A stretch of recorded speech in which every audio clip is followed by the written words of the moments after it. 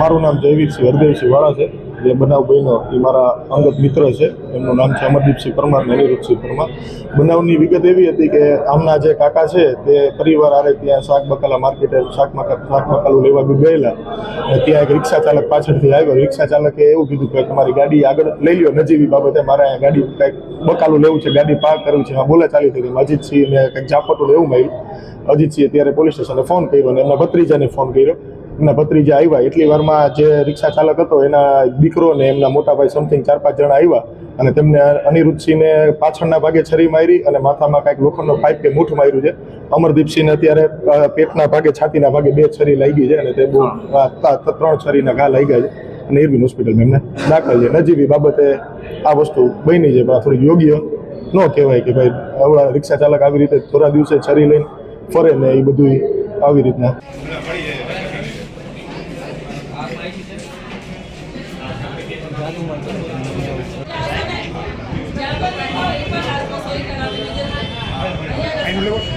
ના ના, એ કઈ નથી લેવું.